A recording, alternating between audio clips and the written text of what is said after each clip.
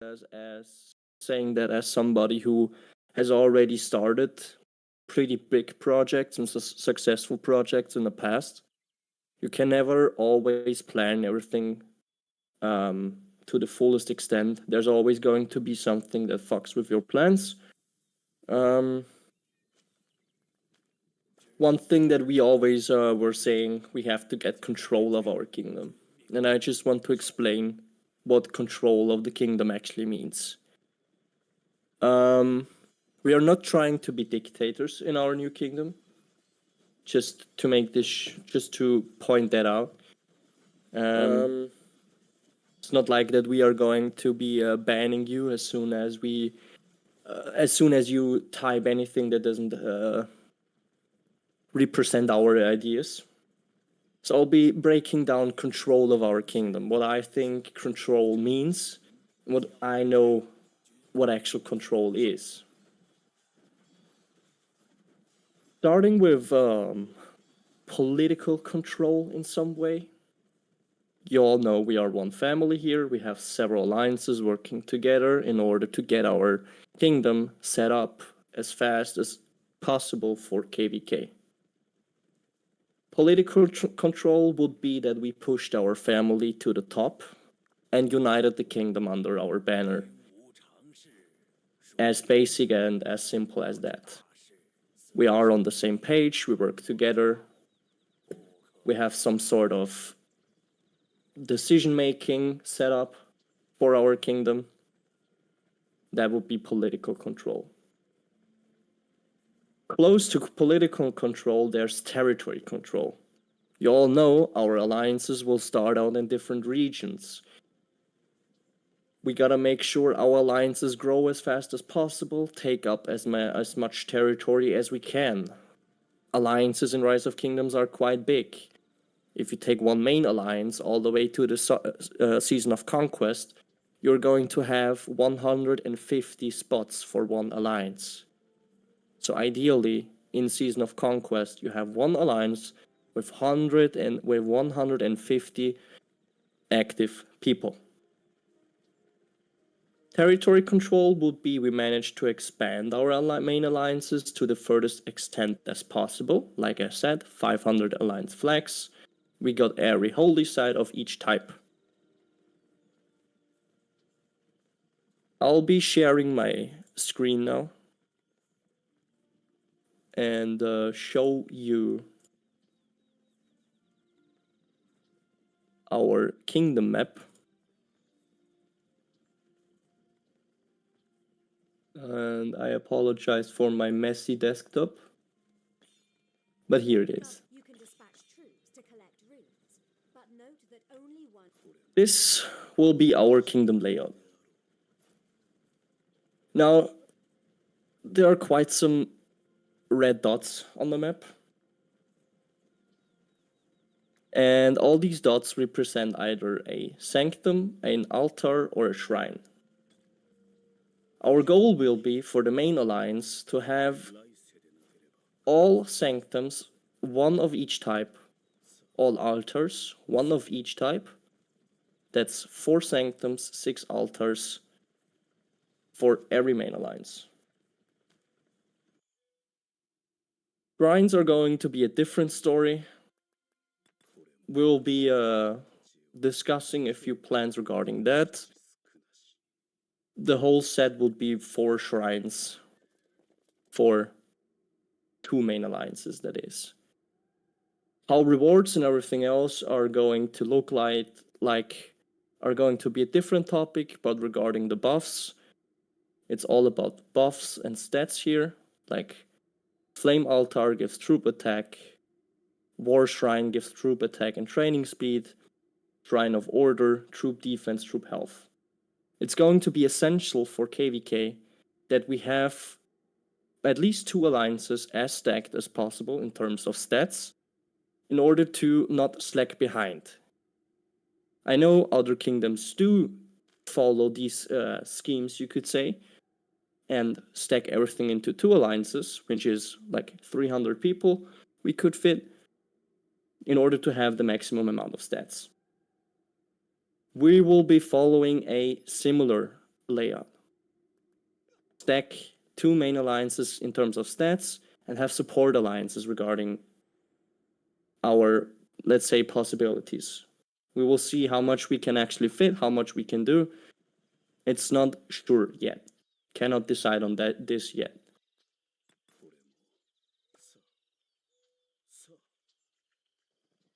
I'll be closing my stream just to being able to switch back to my other screen. That's everything regarding control. That's territory control. We were able to expand our alliances. That will be territory control. Alliance control will be the next thing. We have access to R5 to any of our alliances. And I'm really saying any of our alliances. We will need access to any alliance in any region, in any zone. If we cannot achieve alliance control in one alliance, and we find somebody that is not a trusted person, a person that we cannot trust in regards with R5, we will need to get rid of the alliance. Will be the as simple as that. I'm not trying to be a warmonger,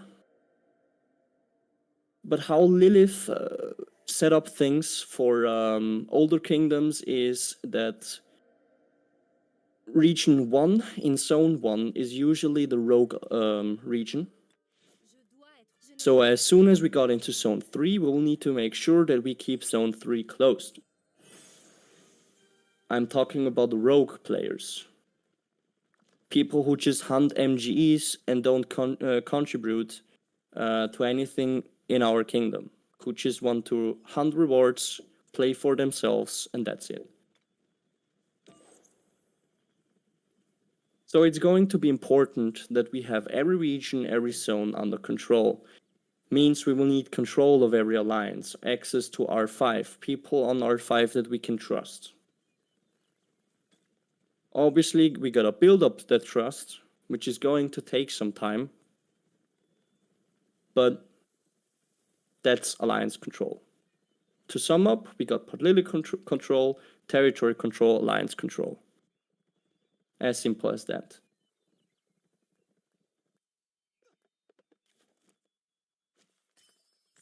So if we start out in the final kingdom, we will not be seeking any wars. I know there have been some messages regarding killing some alliances and whatnot. I'll be giving you an example in a few minutes. But one thing that we want you not to do is attack other people. We have, first of all, we need to build up a good image of ourselves. Small alliances need to look up at us and see that we are good people who are working together for a successful KVK. And yes, KVK is the big goal. That's the main point of this game. So we need you to not attack anyone in our final kingdom. In the leadership, it's the same thing. We won't be seeking any wars. We will have negotiations as long as possible. The one example I can give you as well is the kingdom that we are currently in. Like our jumper kingdom. They are having already some sort of civil wars. I usually don't want to call them civil wars. Civil wars would be something in zone 3 when one main alliance fights another. The early wars in zone 1 are not really civil wars, at least to me. I've seen many civil wars. I've been part of civil wars. Those early on wars, they are just too small to make them civil wars, in my opinion at least. But what I was trying to say is they are already wasting so many troops and resources just to fight for some sanctuary rewards. They have killed so many troops that the sanctum rewards are just not worth it anymore. You can research Like the healing costs, the resources spent, the dead troops, it's just not worth getting the Sanctum anymore. But it's always up to them. It's a whole different kingdom, just as an example. If there are any wars, let's say we do not push our family to the top and get political control and make sure people are on the same page and know they should not be fighting each other. If there are any wars between one family and another family, doesn't necessarily have to be our family, you do not have permission to join the war. And I'm saying this to every alliance that is part of our family. We will not be joining any wars. If we are not involved, at least. You will only sit and watch what's happening. We will be on the negotiation table and we will talk to them. If they are not able to sort it, we will see who wins the fight and how we are going to take further steps. It could happen, though, that we might need to burn some small native alliances that are just, newbies or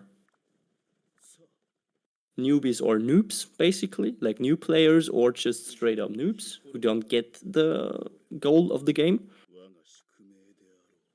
If that happens, you will know. We will tell you. It's just some minor burning that we have to do. If they are blocking our way to like an altar or something, we will need to burn them. I don't want you to see it as a civil war, though. Civil war, like I said, is either main alliance against main alliance. Let's say our top 1 alliance fights against a enemy not part of our family alliance, top 2 alliance. That would be an early civil war, you could say. I mean, I hate to address it like this, but I know some people see it as civil wars. Obviously, it could happen that we face some tougher difficulties. And I want to talk about the kingdom that I have previously started a jumper in. My last jumper project was in 2954. It was a big jumper project. We had 3 main alliances, several academies. We got the kingdom under control on day 1 right away. Things were going good. There was one Turkish alliance, jumper alliance, however. And they were top 2.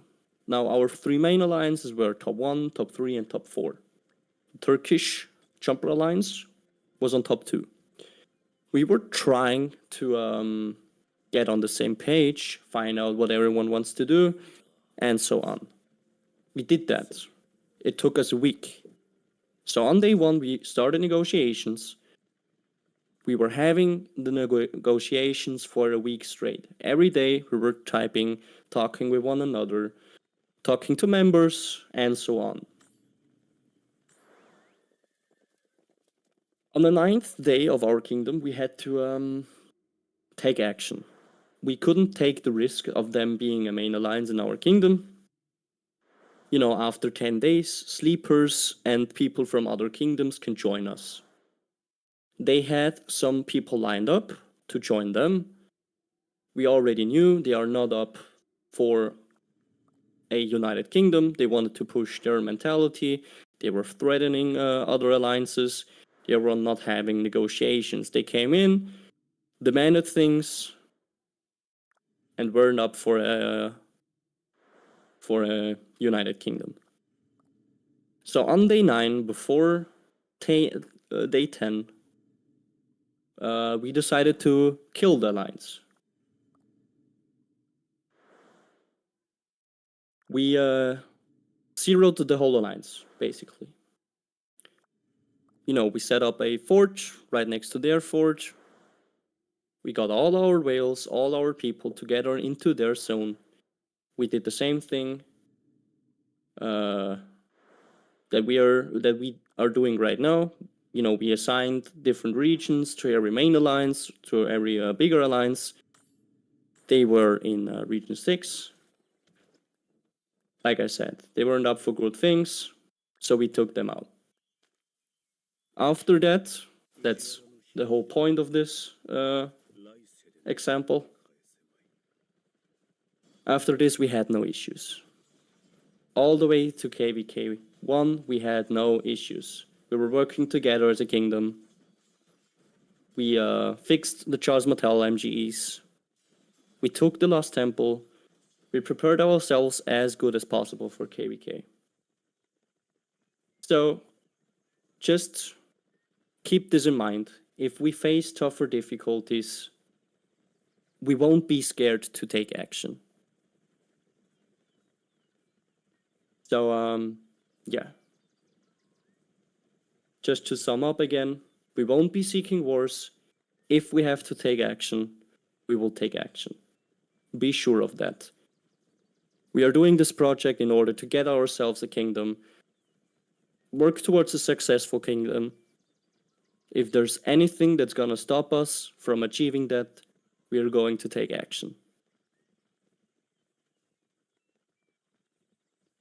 Let's say everything goes well. We are able to negotiate, we are on the same page. We will try to make rewards as good as possible for everyone, not just the big alliances. Obviously, the bigger alliances are going to have some more stuff than the smaller ones. But we will try to make everyone as good, or make everyone grow as good as possible. We have to pick up the activity of the starting alliances as much as we can. We cannot kill the kingdom right from the start. Gotta keep the kingdom growing, make sure everyone is involved, and everyone is represented equally. We need you to see the kingdom as one kingdom right from the start. We are one united kingdom. 3682, that's our kingdom. It's going to be our kingdom. No matter how the kingdom will look like, I want you to see the kingdom as one thing. We are obviously quite some alliances. With the 4 alliances that we are starting out, there are several alliances. You have many people you can talk to. The important thing is, though, we are one kingdom, we are working together. There shouldn't be any hate towards one another, nothing. If anything is bothering you, take it to leadership. I want you to not cause drama. Do not start any heated arguments in official open chats. And I'm saying this because I have seen it happening so many times. If anything is bothering you, take it to an officer. Officer will take it to leadership. And in leadership, it will be discussed and talked about.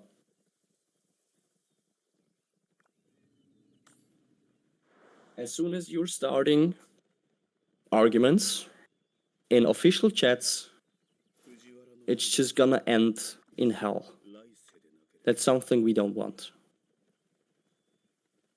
You're always free to express your opinion.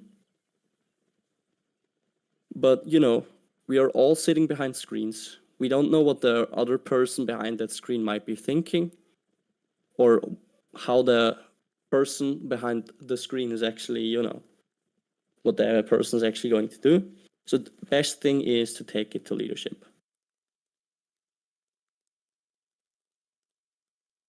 I just gotta say, I'm reading the town hall meeting chat. Some of you are crazy, to be honest. But anyway, back to the topic.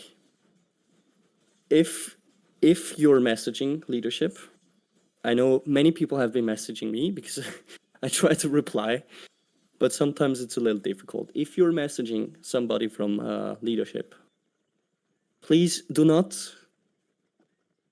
Well, let's put it this way: send the message as direct and as efficient as possible. Do not ask, like, are you there? Just say what you want to say. Nothing is more annoying than people trying to figure out if you're going to reply or whatever. Just be direct and efficient if you're messaging somebody from leadership.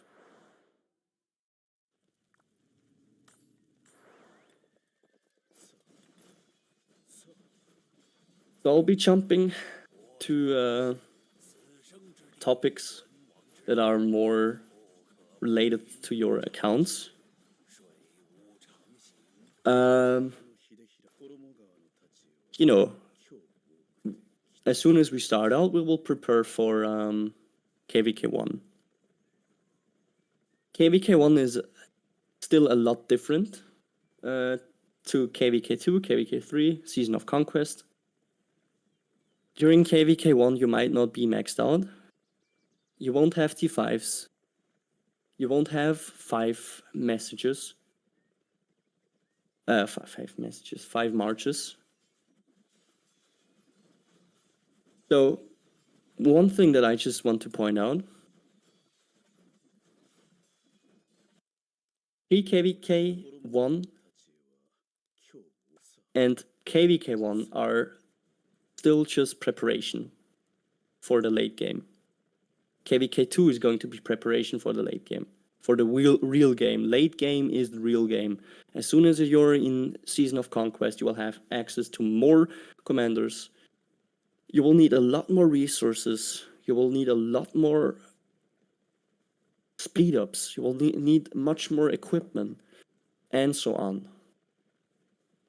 So please do not be disappointed if you're not in a spot that you might want to be in.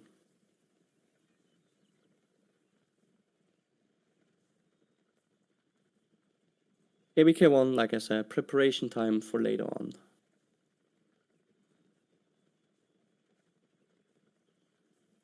Gonna say this again, alliances do not matter during KVK. Alliances should be seen as shells. As soon as we are in KVK, the alliance that you're in doesn't matter. We fight against another kingdom, that's important. We want to beat the other kingdom.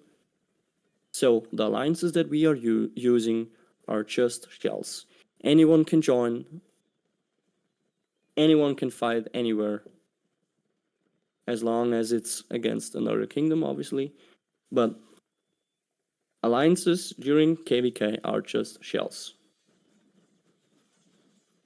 For the start, like as soon as we are in the final kingdom, the first few weeks, few months, we obviously need people everywhere in every alliance to ensure growth for these shells.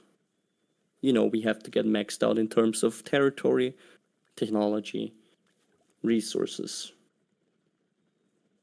If we can achieve that and have every alliance grow as much as possible, we are in a good spot for KVK.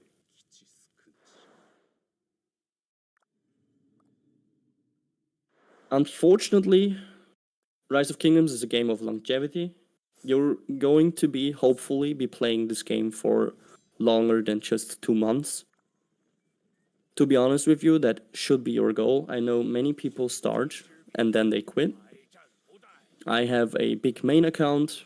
I can tell you that this game can be a lot of fun. Especially if you engage with your alliance and your kingdom mates.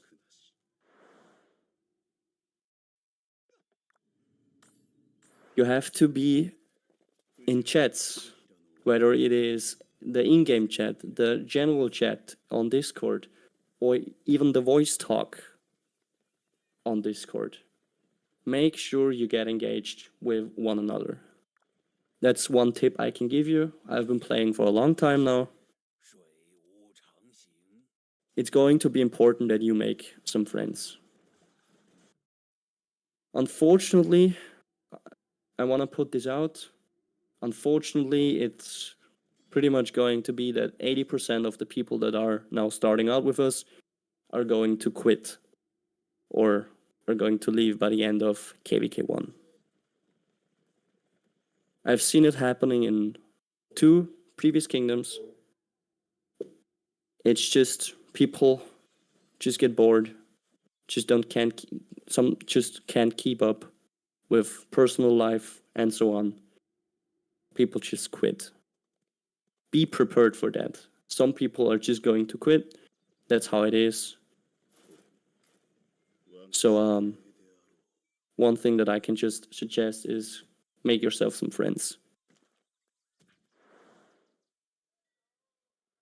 It's also a lot better if you know the person you're playing with or the people that you're playing with. For example, I've put quite some information into my introduction, so you know, or you can make yourself a clearer picture about me as a person. This also helps with being more connected and more engaged. Make sure that you play all the events that you can. Maybe if you cannot play an event, for example, I have pass fighting on my main account right now, and I'm not doing it. I have somebody in my other kingdom who's playing my account. You could do the same thing with friends that you make online. You ask them if they could play your account and take care of such things. That's a actual thing in Rise of Kingdoms. It's called piloting. People play other people's accounts. It's a give and take. Basically, you pilot for the other account, then the other person pilots your account and takes care of things that you cannot take care of sometimes. So yeah, play all events that you can. Do barb camps. Speak with people in Alliance chat.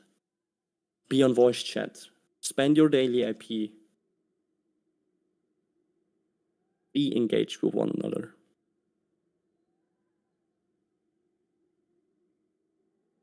I wanna talk a little more about the roles regarding Rise of Kingdoms. We all know it's Rise of Kingdoms depends a lot on spending money. So I just wanna explain the harsh truth of this game to you. If you're playing free to play, or you're spending just a little amount of money, you should not be focused on, let's say, rally and garrisoning. And you should also not expect too much during, let's say, spender events, such as MGE and Gold Hat events. I know some people just always want a spot in a MGE. And whenever you look at their accounts, they have green equipment. At least for KVK1, they have green equipment on their Charles Mattel, but yet they want they want a top 1 spot in a Charles Mattel MGE. I hate to disappoint you, but we won't let that happen. Our high spenders will pretty much be our rally and garrison leaders, and therefore they will be taking most of the top spots in our MGEs. If you're a free-to-play player or a low spender or a mid spender, that would be like at maximum $200 per month. You should focus on field fighting.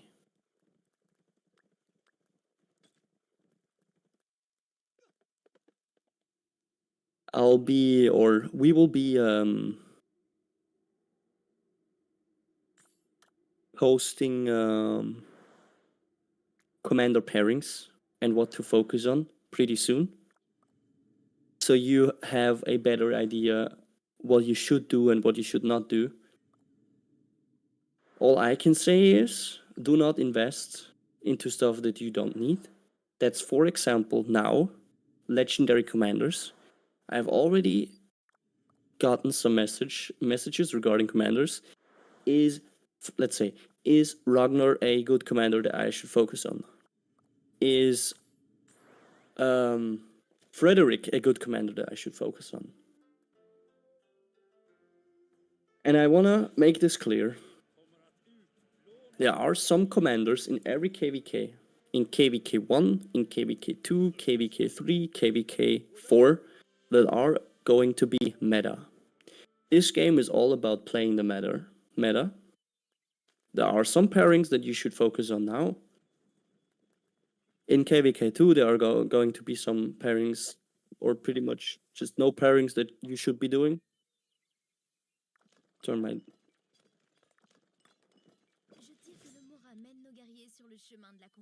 So, basically, for now, do not invest into legendary commanders if you're free to play or a low spender. The high spenders are going to be addressed differently. We'll be doing that in private chats, trying to see how much everyone is going to spend. And based on that, we are going to set up a few things and pick our rally garrison leaders. You should, for now, free to play, low spenders, should focus on epic commanders, as simple as that.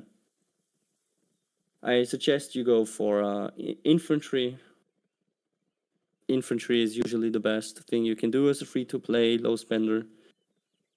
During the Season of Conquest, you will be focusing on more than just infantry and cavalry. For example, on my main account, I'm running 6 marches. I'm running 3 archer marches, full archer marches, 2 cavalry marches, and 1 infantry march. So the meta is going to change.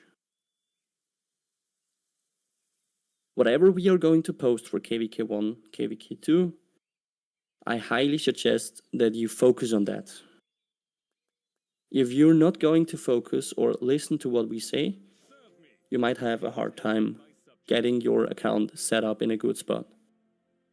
It's always up to you. You can do whatever you want.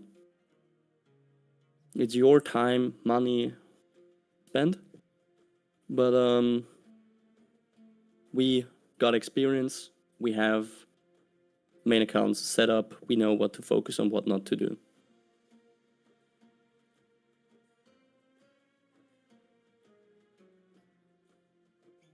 If you have any questions, use the Jumper Project questions chat or the Town Hall meeting chat. You can ask any questions now. I pretty much get to the point, to the ending point of this meeting. Anything important will be announced in our news channel or in the dedicated alliances, like alliance mails. Make sure to read your mails. Make sure to read the news channel. Other than that, I can just tell you to pay attention to the countdown channel. Obviously, we are going to ping everyone as soon as 82 is open. Now, if you have any questions regarding our project, go ahead, ask them in the Town Hall chat or the Jump Project questions.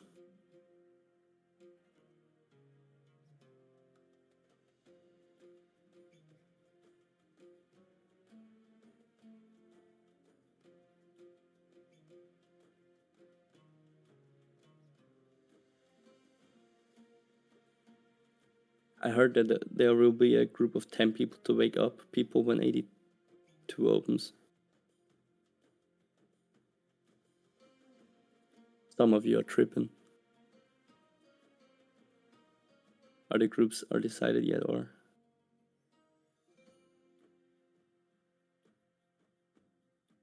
Yeah, one thing that I might wanna point out, if you read anything about any big groups going to 82, just don't mind it. We had Grimviertel. There was a jumper from another alliance. And he was telling Grimviertel that there's a whale group headed to 82. When we asked the person what kind of whale group that is or where he got that information, he wasn't able to answer us. So if you read anything about civil wars or whatnot in kingdoms that are not even open yet, just don't mind it, please. People in Rise of Kingdoms, you can spend so much time with drama and confusion. Just don't mind what most people say. If there's no announcement from leadership or whatever, you usually just don't have to listen to it. We are the whale group. Yeah, I would say the same thing. The amount of people we got that are going for T4 on first day is quite dope. Should we rush speed ups as soon as we jump? I mean, yeah, you should be pushing your power as much as you can. Upgrade your city hall. Focus only on your city hall. Try to get it to 16. Get your tier 3 troops.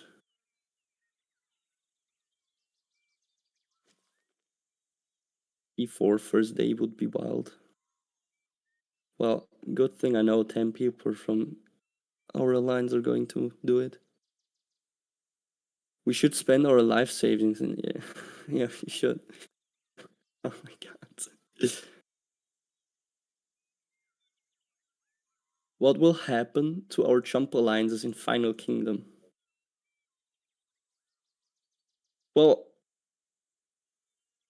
currently our main alliances are Grim Knights, Grim Guardians, Grimviertel. There's one more alliance that is joining our family pretty soon. They will be setting themselves up in Region 3. We have already arranged that. But for the start, we just have to focus on growth.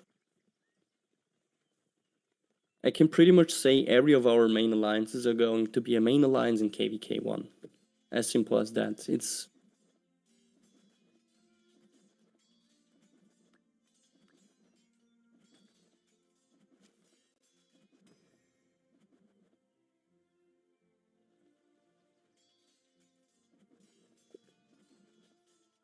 gonna be the most powerful rock server ever. Yeah, that would be dope.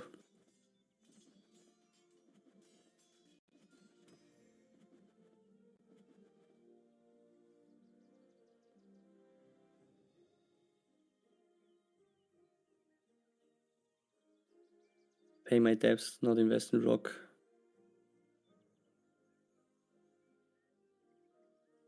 Gotta reactive a no to that. Spend everything on rock. Best decision you can make.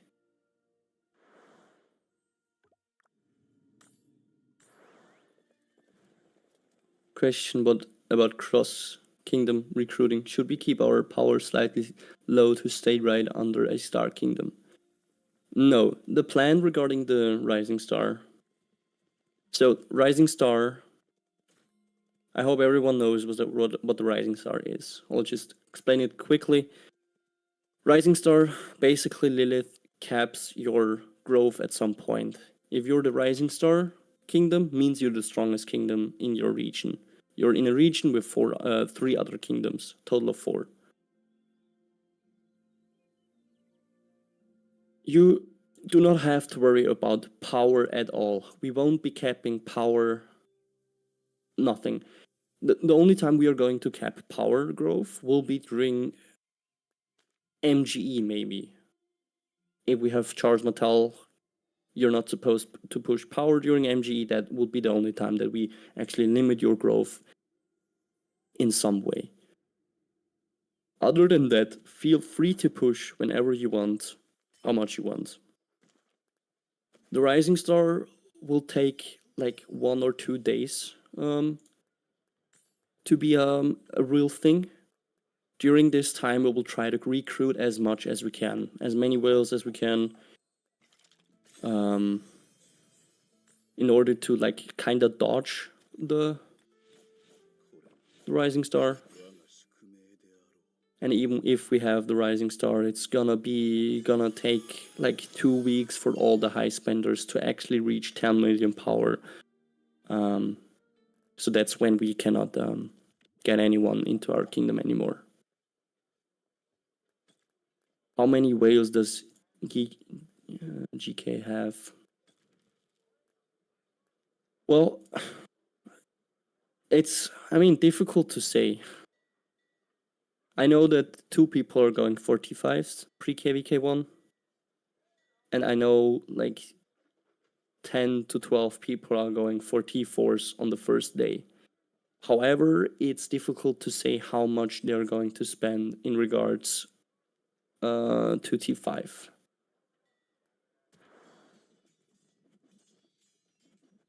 What about power requirements? It's gonna be fair for free to play.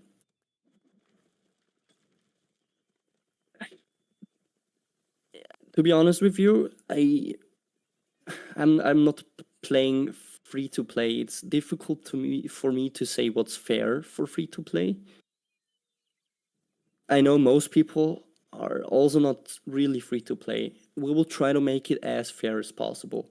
What we are doing in Grim Knights and what we will push for the other alliances to do as well is to track growth in terms of power growth, alliance donations, and alliance helps. So what we will check, basically, we will check out how much power did you gain in a week, how much alliance helps did you do in a week, how much alliance donations did you do in a week. We will set specific requirements for that. If you cannot keep up in 2 of the 3 things that we track, you're not active enough. Grim Guardians is tracking the same thing. Grim Knights is doing it as well, as just explained. So it's not going to be strictly about power,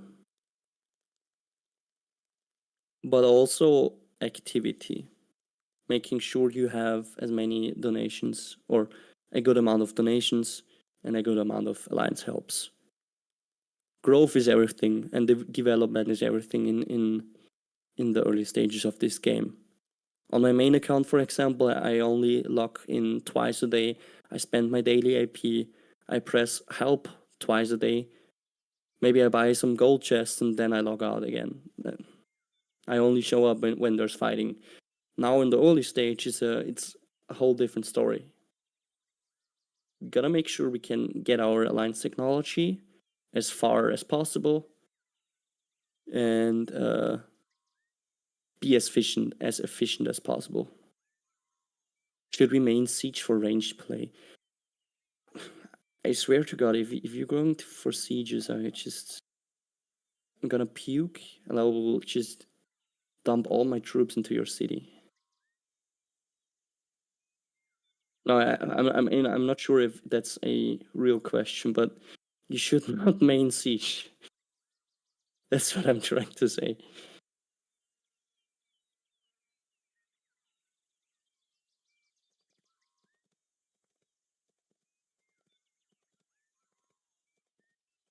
I think I saw another question that I wanted to answer.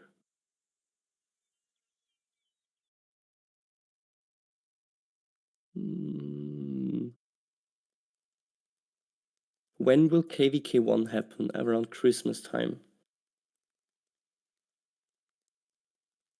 No, not around Christmas time. It's probably going to be like New Year, after New Year.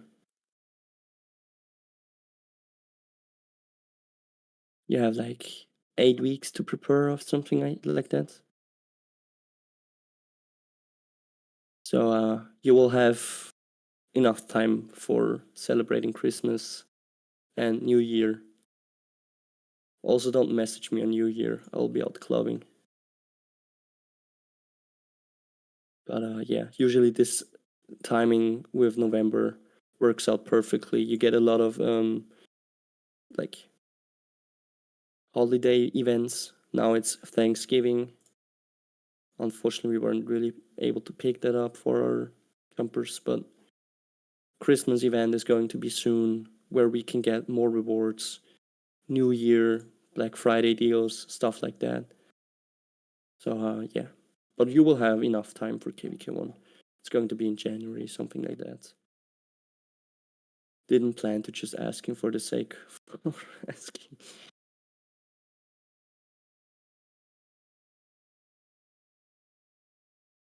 Well, there will be new epic ranged commander, so can main siege. No, don't main siege.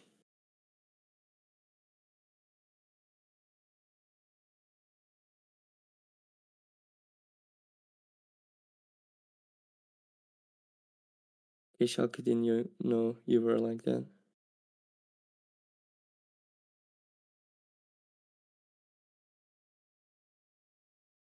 Main siege.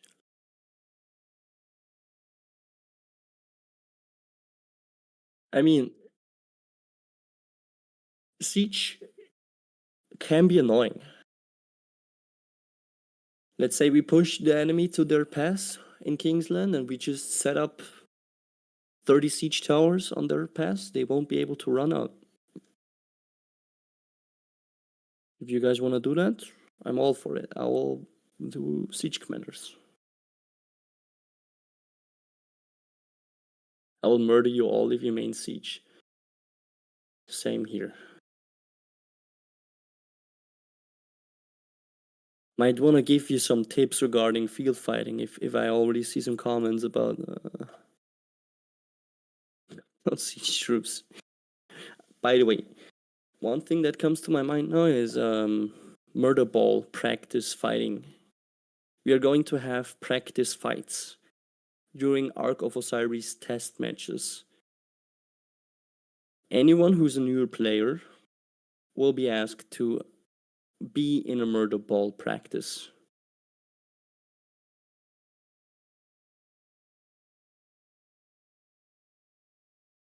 Murder ball is so easy to learn. Yeah. I know it's easy to learn, but you know, some people are just retarded. Just gotta say it like that. Ark of Osiris should be fun, yeah. Yeah. Retarded, me. Same here. Just let T5 at the front and chill behind. So you get a tempo back to let them in our ball, yeah. Ease, but if it's lagging, yeah. I can also highly emphasize our how to field fight channel. That's basically explanation how to field fight. Pretty straightforward. Explaining a few basics.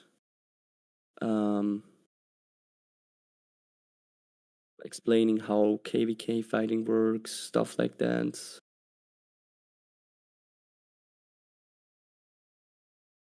But that purely depends on your experience. If you have been, let's say you only played KVK1 and KVK2 so far, I would highly suggest you check out the how to field fight channel, because I just know KVK1, KVK2 are pretty messy on the field. Many people fighting, leadership sometimes not being as experienced as they should be. So if you haven't been in Season of Conquest before, you should probably check out that channel and be part of the murder ball practice fights we are going to have in our final kingdom.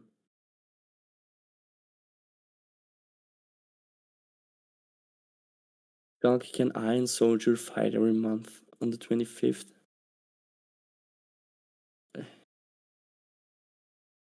No, I guess. Why would you find the MGME before the KVK1 gonna be registered? Yeah, so regarding the MGs,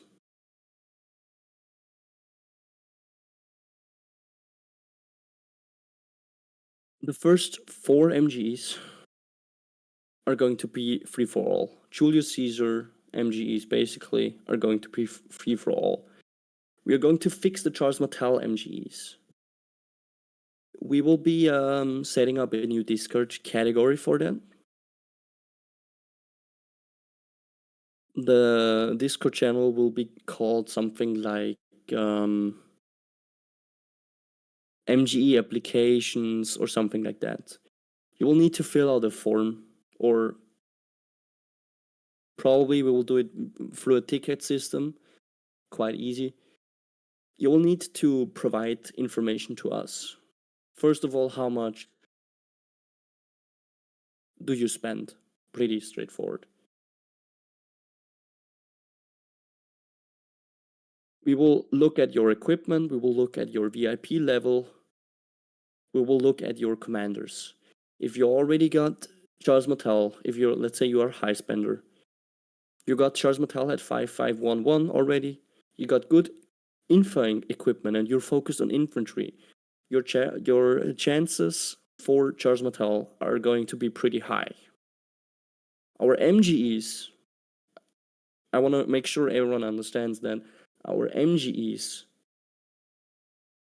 are used to get more rally and garrison leaders for KVK. MGEs during off-season is whenever we are in home kingdom and there's no KVK going on.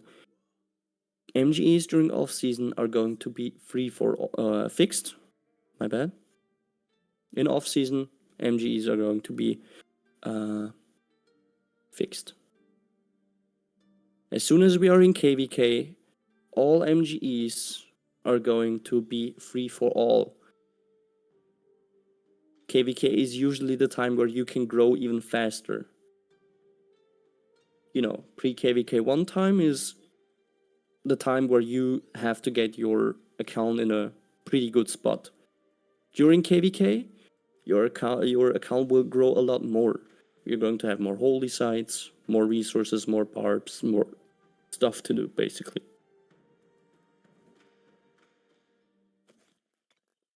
We will announce anything regarding MGEs, whether it's fixed, whether it's free for all, what the ranking will look like, where you can apply, what you gotta fulfill in order to get a good spot. So, yeah, if you're spending a good amount of money, just gotta say it like this, if you're aiming to be a rally or garrison leader, you don't have to worry too much. You're gonna do your thing, you're gonna focus on the things that you have, that you wanna do, and we will be working with you in order to get you in a good spot.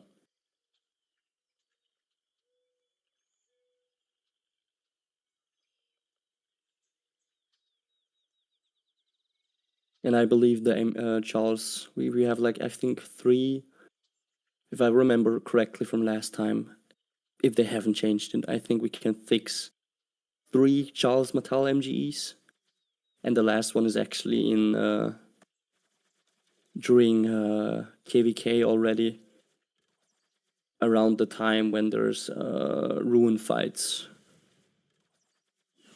I'm not sure though. We will see, I guess. But we are for sure going to fix the first 3 Charles Martel MGs.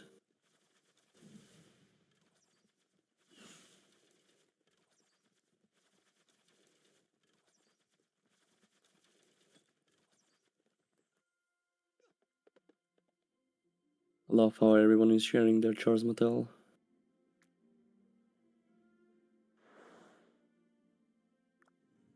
Minamoto. First Charles Martel MGE to me, please, top 1. Well, I think you should get Charles Mattel first before aiming for a top 1 spot.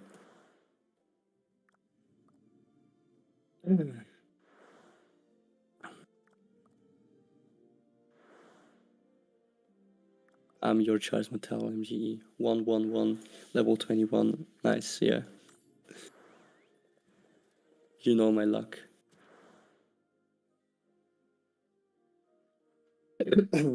Sorry.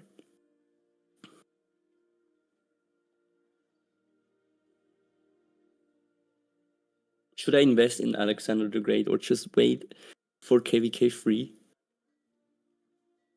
To be honest with you,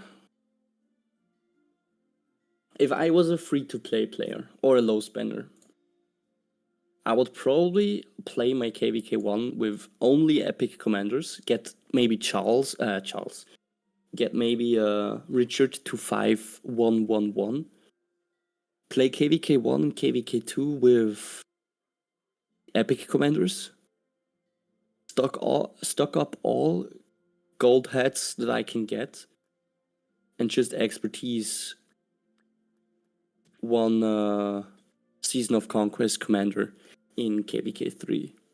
Because the thing is, you get access to the Season of Conquest commanders during KVK3 already.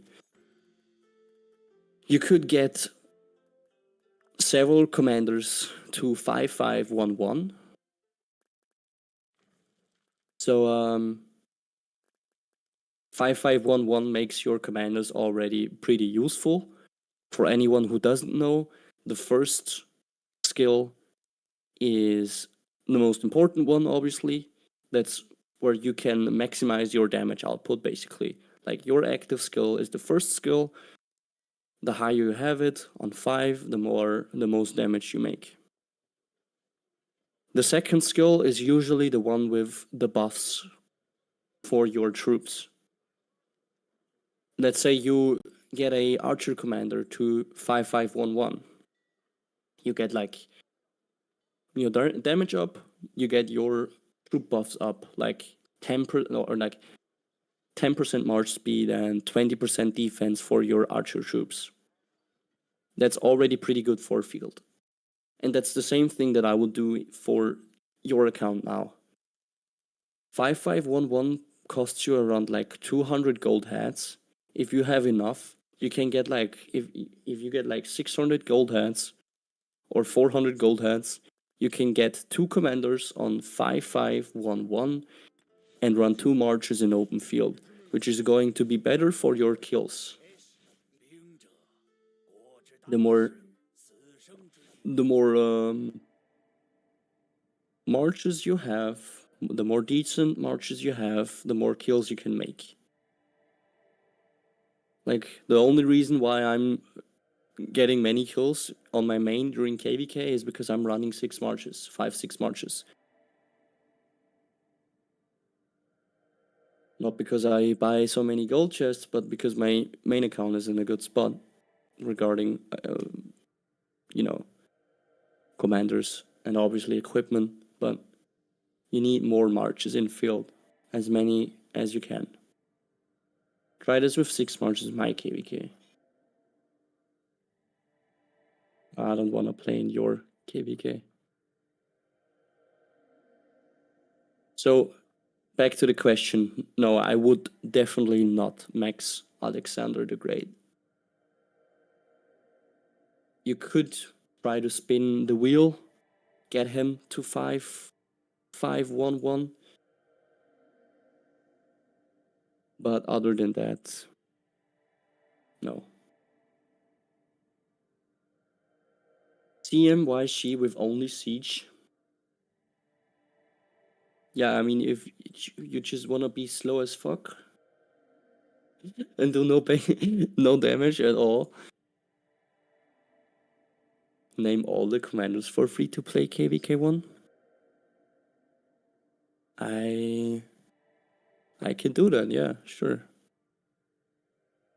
I would probably try to run at least 3 marches. Ideally, you want to go for 5 to 4 marches, T4, but it's going to be tough to train that amount of troops.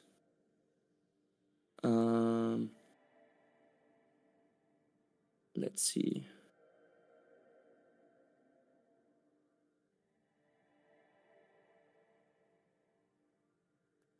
I have prepared a list somewhere. I just need to find it. Give me like 1 second.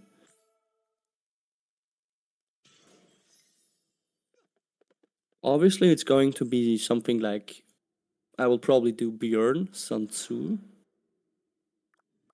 Richard 5111 with Ethelflaed. That's 2 legendary commanders, which are pretty easy to get.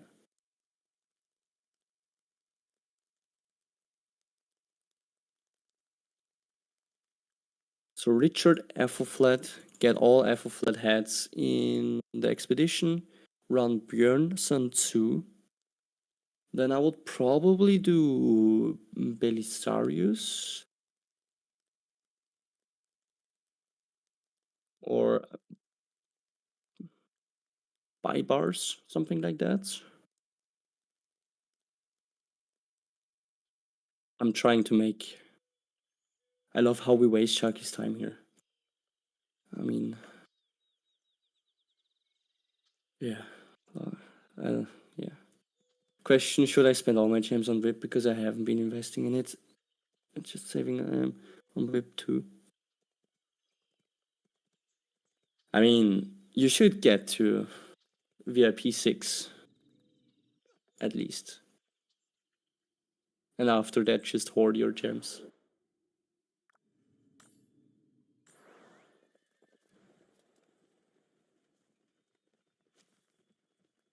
Bro, give me R5, 1 minute for C. Yeah, of course.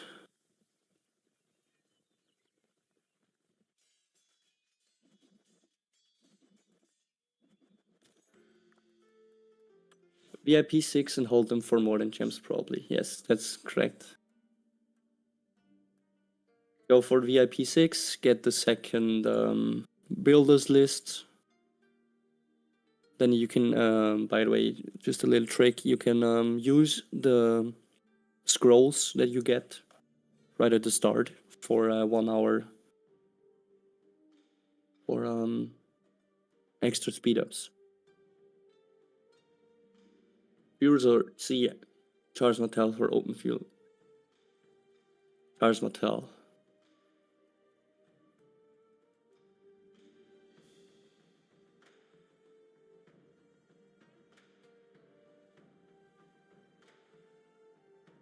Charles Mattel, because he's going to be if you invest gold hats, do it for Charles Mattel.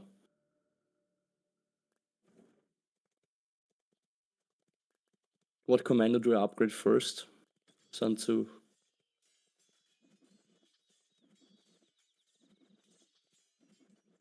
And then Bjorn. Yeah, then Bjorn. What is the stupidest? What's the dumbest thing you ever saw in early days in the kingdom? Well, I mean, to be honest with you, I saw so many stupid things or dumb things. The most dumbest thing in early days in a kingdom. I mean,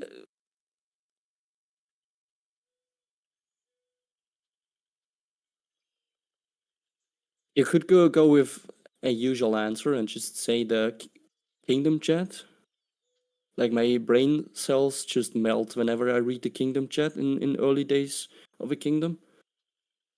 Probably the wars that are going on. Like you're just wasting way too much for useless rewards that are just not gonna be valuable anymore.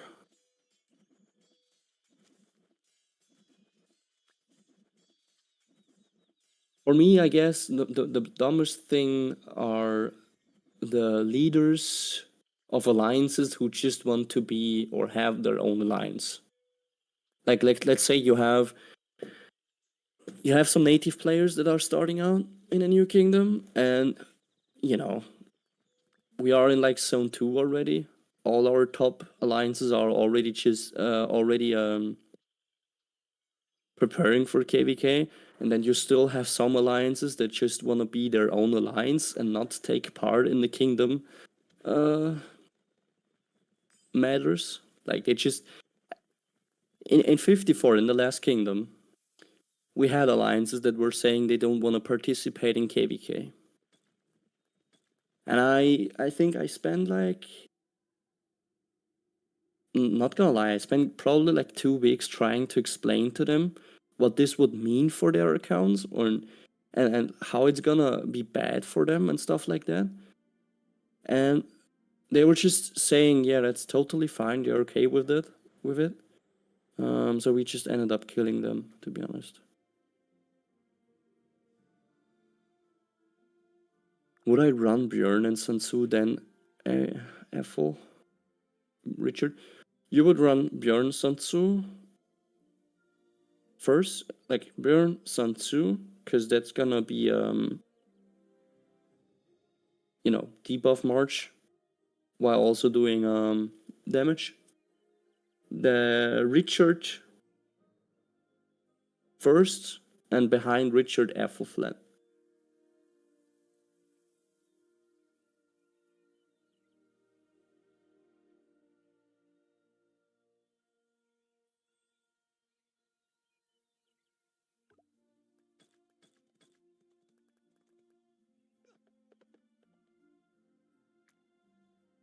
What seed we aiming for, and how many alliances?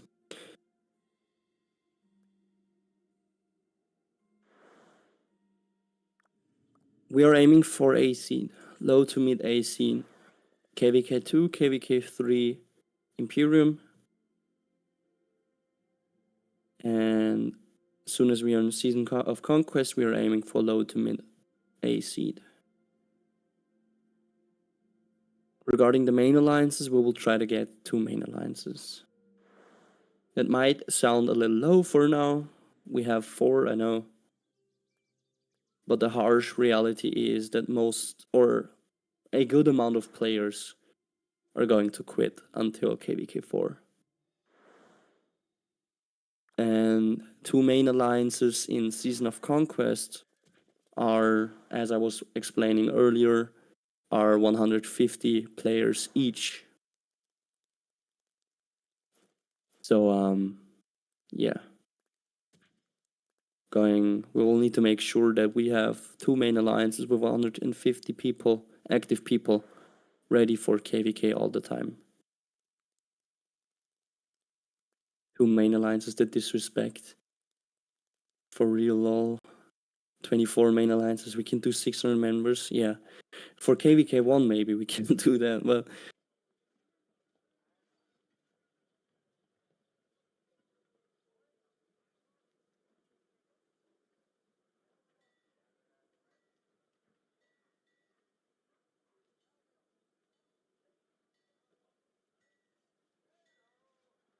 Ethelflaed better for KVK1, KVK2.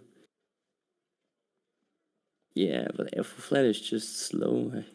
Like, nobody's running her as the first commander.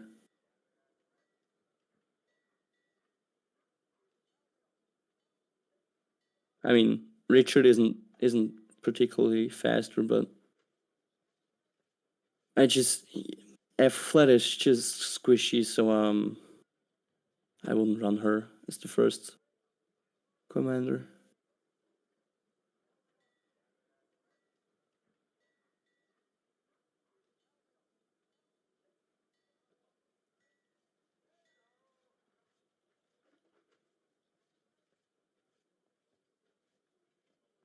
Estimated time Final Kingdom open. Going to be like 6 to 12 UTC. But it's like, it's difficult to say. It depends how fast people start out in 81.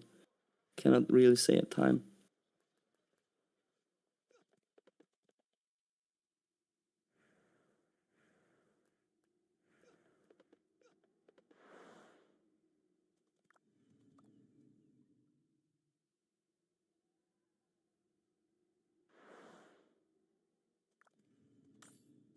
We got some resource sellers in our kingdom, yes.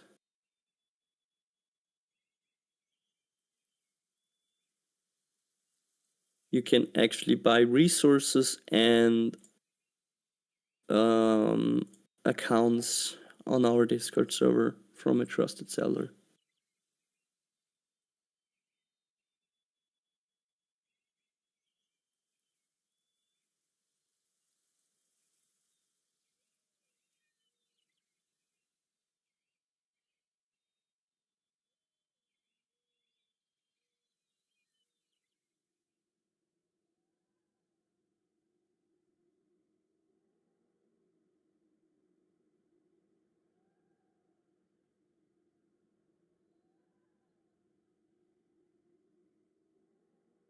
What if we obtain some account in our final kingdom? I'm not sure what you mean by obtain. Like,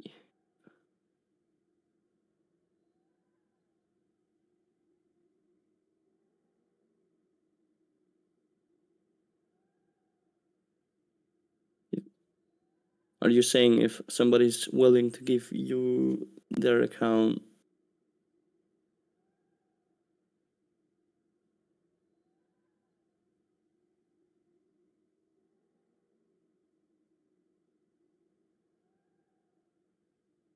Obtaining is a much nicer word. I mean, you know, as somebody who has sold.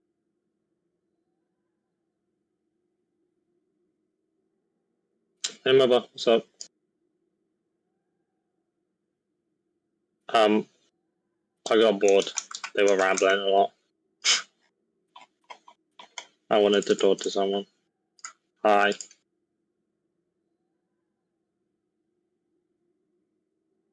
Hi. Giotto got our 4 spots in GK on now.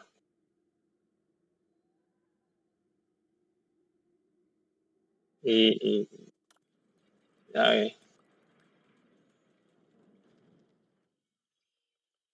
What do you mean? Wait. Wait.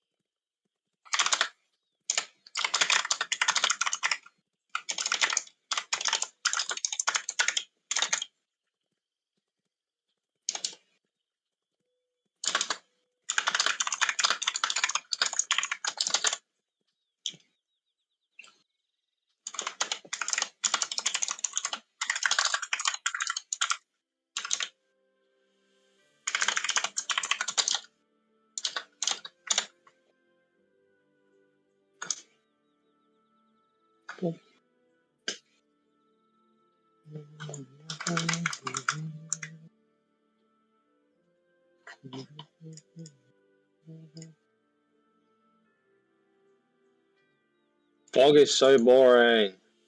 I want to kill myself.